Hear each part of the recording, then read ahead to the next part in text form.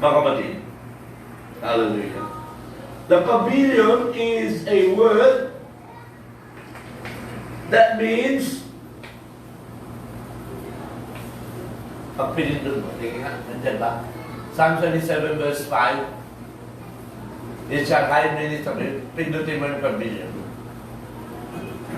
Ticket! Alam mo yung ticket? Hindi yung ticket sa ano ha.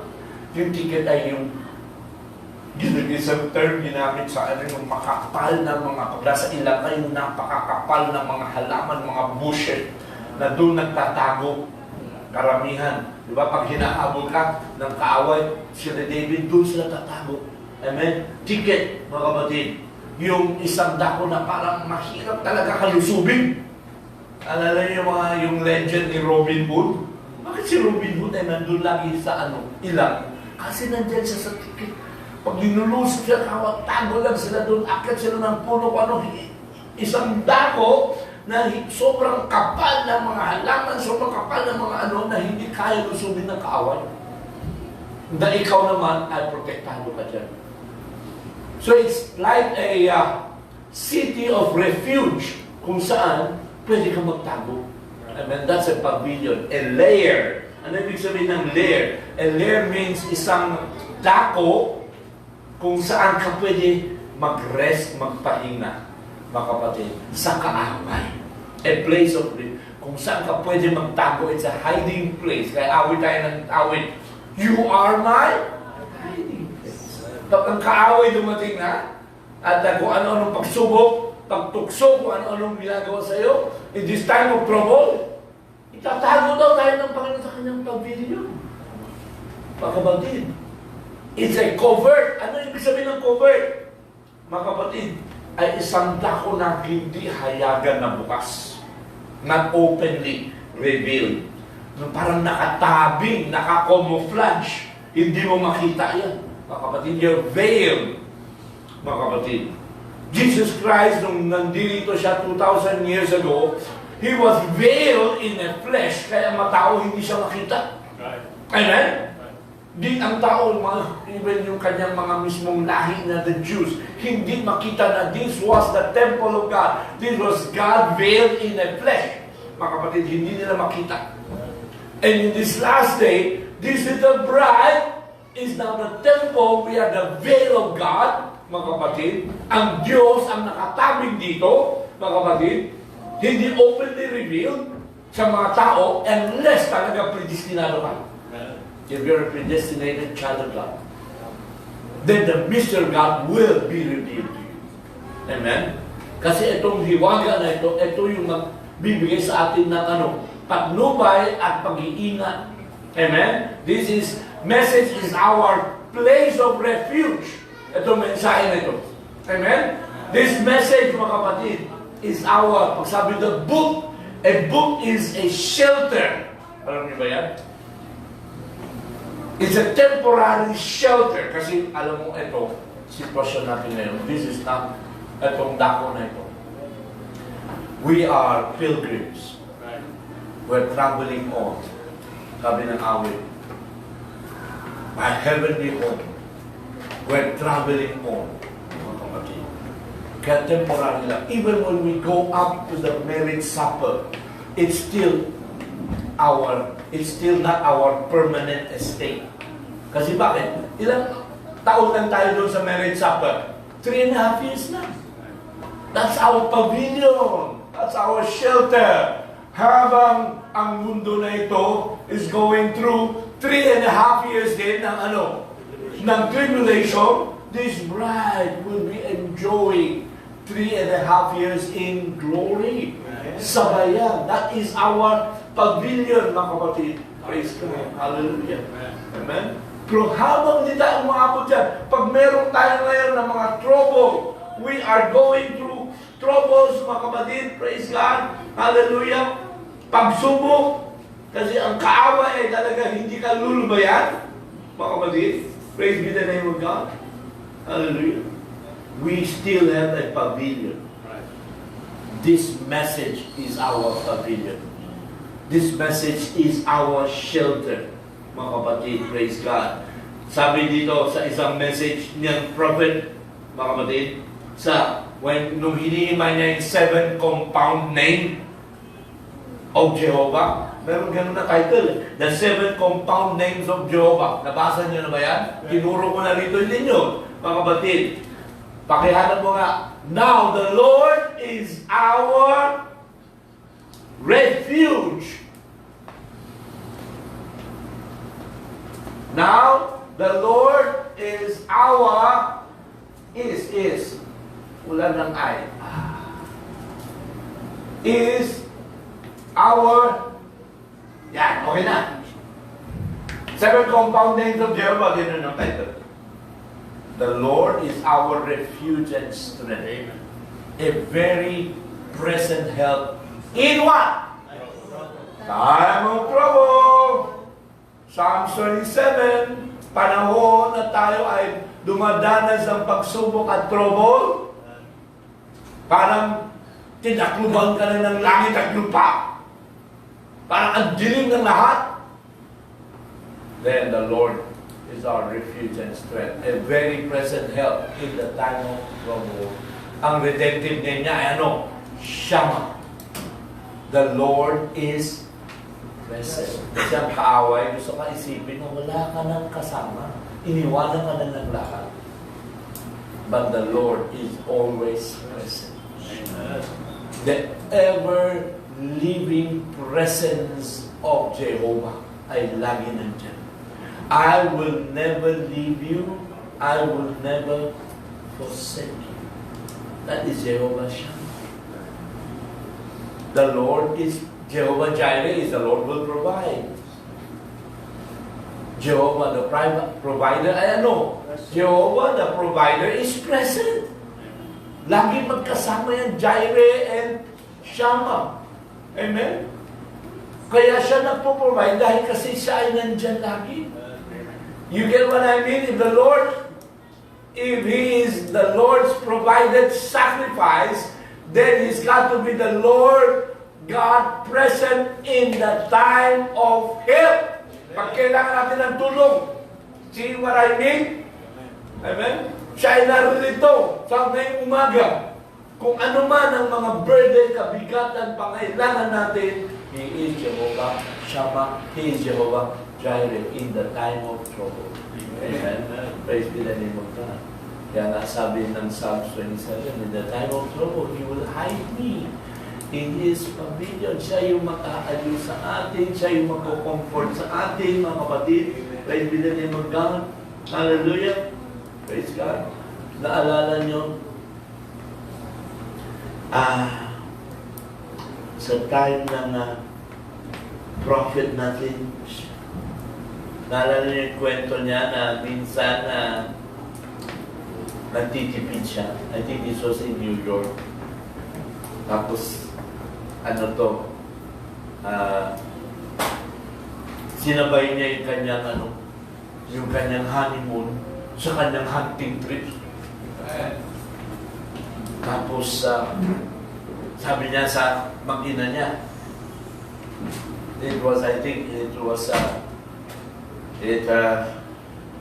must have been Sister Menda at nandiyan na yung kanyang maliit na baby.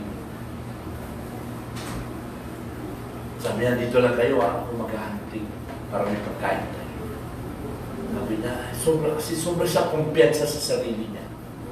Sabi niya, hindi ako mawawala dito. Magaling kasi siya talaga. Sabi niya, our prophet, napakagaling na hunter, napakagaling na ano nga siya, hunting guide nga siya. Isang trabaho niya, nag-guide siya sa mga nag-hunt. Sabi niya, hindi ako mawawala sigurado. Punta siya kung saan-saan na. Pero tinatandaan niya lahat. Tinatandaan niya na kasi, alam mo, hunter, gano'n, natatandaan niya. Mga gano'n. Diba? Lalagyan niya ng marka kung saan-saan. Tinatandaan niya. Amen, gano'n din eh. Alam mo, pag ako nagpupunta kung saan-saan, lalo na yung mga malalaking lugar na first time ka nagpunta, talaga obligado, lalo na kung nagpunta sa mall na malaki.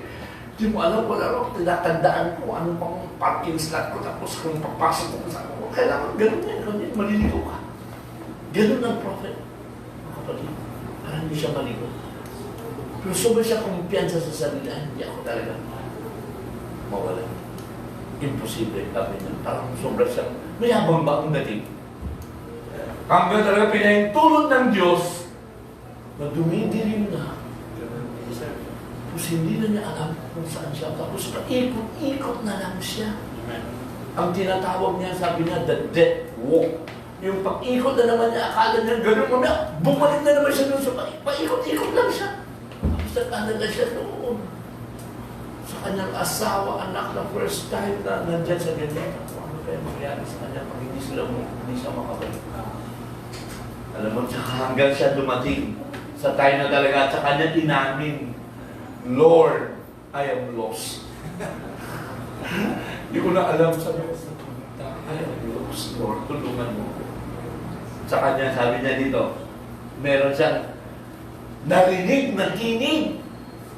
I kept hearing something. I kept hearing something. Nung nag-desperate na siya, alam mo, minsan talaga hindi pinapahintulong ng Diyos tayo lumanas at umabot tayo sa desperation. Kaya nga meron siyang message sa ano? Desperation. Sabi niya, I kept hearing. I kept hearing. Meron siyang naririnig. I kept, K-E-P-T. I kept hearing something whispering.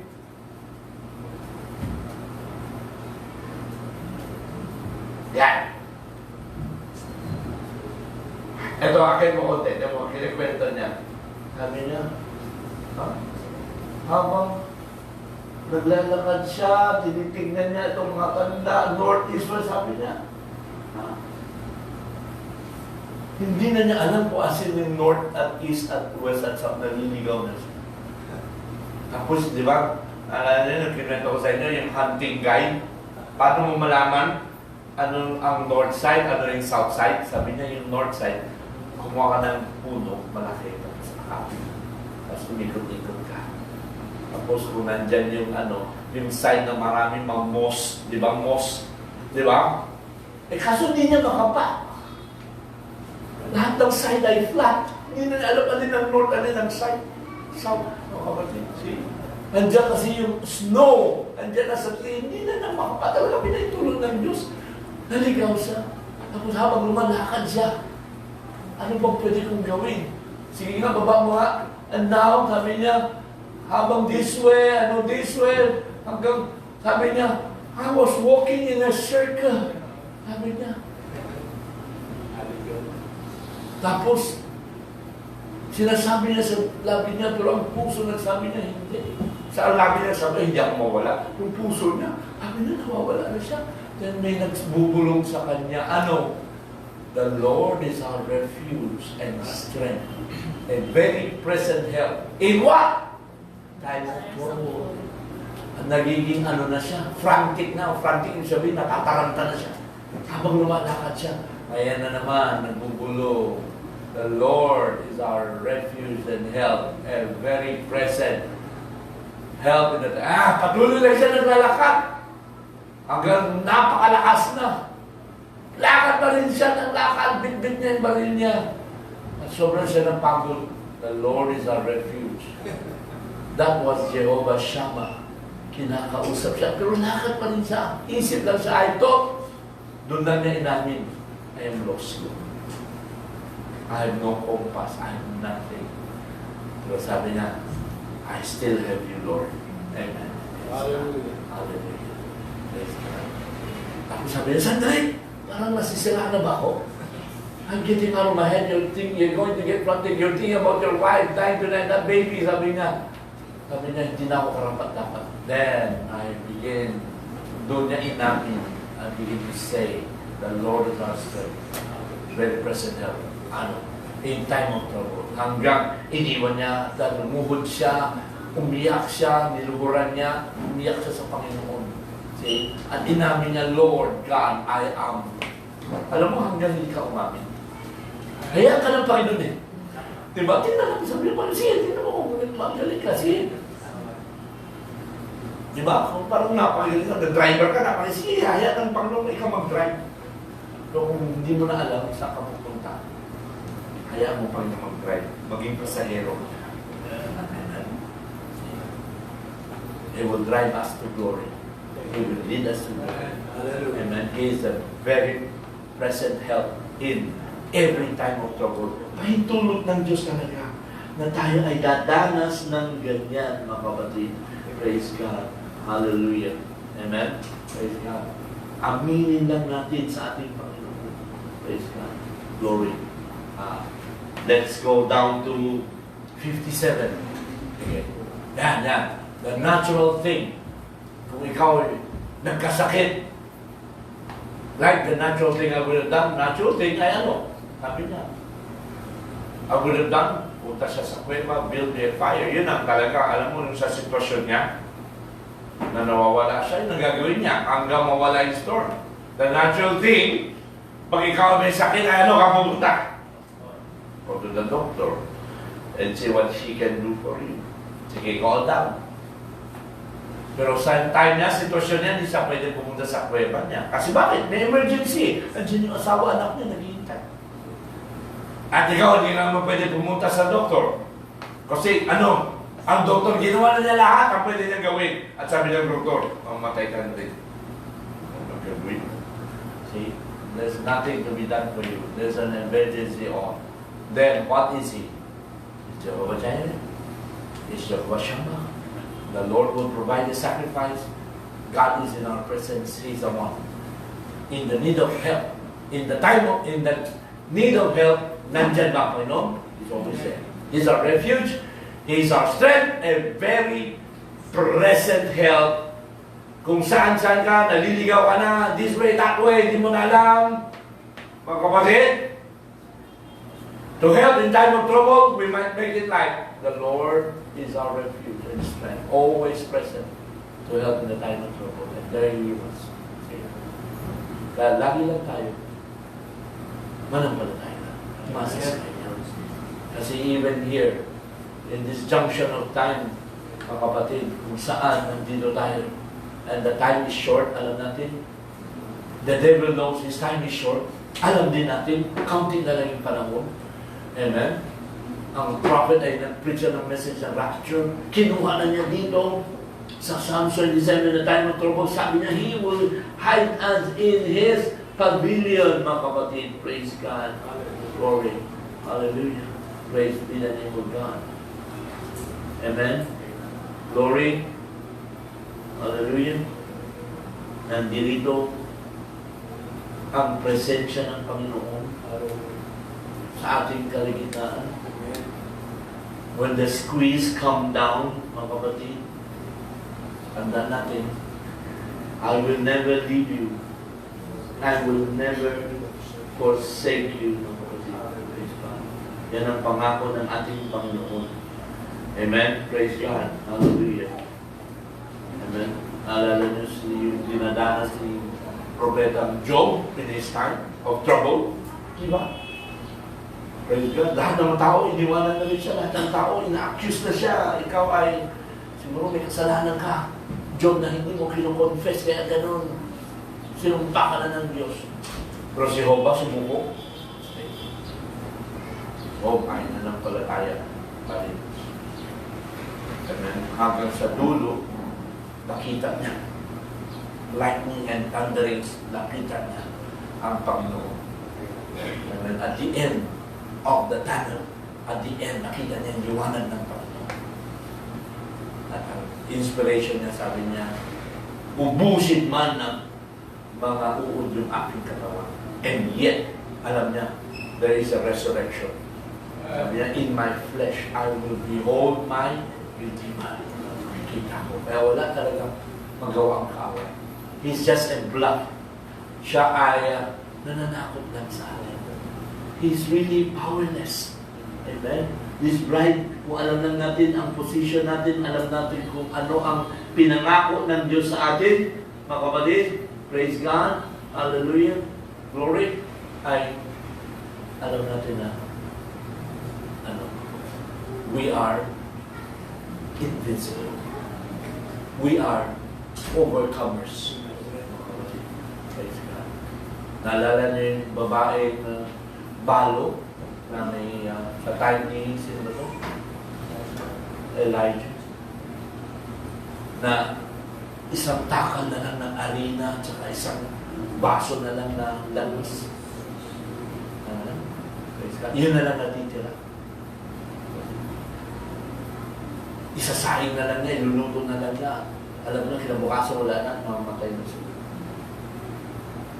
But here, dumating siya sa lula niya, dumating si Elijah. Sabi ni Elijah, bake mo ko ng cake, kakain ako muna. At bigyan mo ko ng tubig, pati yung tayo na, pati tubig, konti na lang.